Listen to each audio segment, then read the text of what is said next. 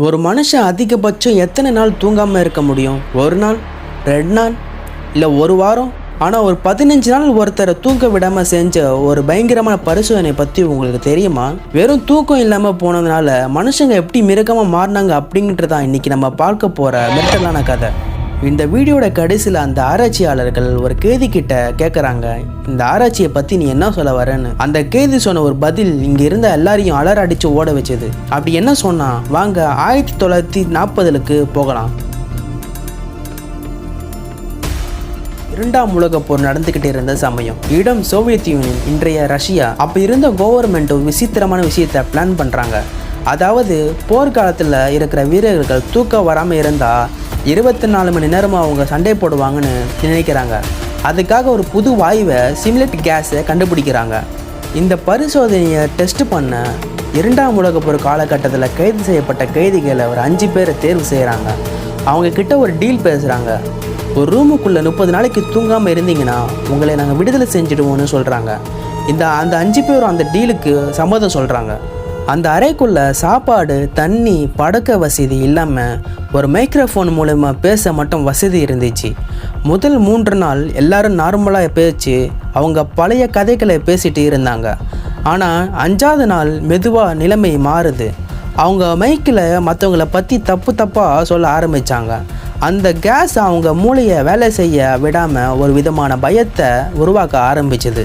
9ஆவது நாளில் ஒரு கைதி திடீர்னு அலற ஆரம்பிக்கிறான். சும்மா இல்லை, தொண்டை நரம்பு கிளிற அளவுக்கு 3 மணி நேரம் விடாமல் கத்துறான். ஆனால் மற்ற 4 பேரும் என்ன பண்ணாங்க தெரியுமா? எதுவுமே நடக்காத மாதிரி அமைதியாக இருந்தாங்க. அப்புறம் ஒரு கைதி என்ன பண்ணான்னா, அவங்க கொடுத்த புத்தகத்தாள்களை கிழித்து ஜன்னல் கண்ணாடிகளை ஒட்ட ஆரம்பிச்சிட்டான். இப்போ வெளியே இருக்கிற ஆராய்ச்சியாளர்கள் உள்ளே என்ன நடக்குதுன்னு தெரியல. மைக்கில் இருந்து சத்தமும் வரல. உள்ளே இருக்கிறவங்க உயிரோட இருக்காங்களா இல்லையான்னு செக் பண்ண 15ஆவது நாள் அந்த வாயுவை நிறுத்திட்டு உள்ளே போக முடிவெடுக்கிறாங்க. ஆராய்ச்சியாளர்கள் கதவை திறந்தப்ப அவங்க பார்த்த நரகத்தை விட மோசமாக இருந்துச்சு. அந்த 5 பேரில் ஒருத்தன் செத்து கிடந்தான். மற்ற 4 பேரும் அவங்க உடம்புல இருந்த தசையை அவங்களே பிச்சு சாப்பிட்டுட்டு இருந்தாங்க. ரத்தம் சொட்ட அந்த ரூமே பயங்கரமாக இருந்துச்சு.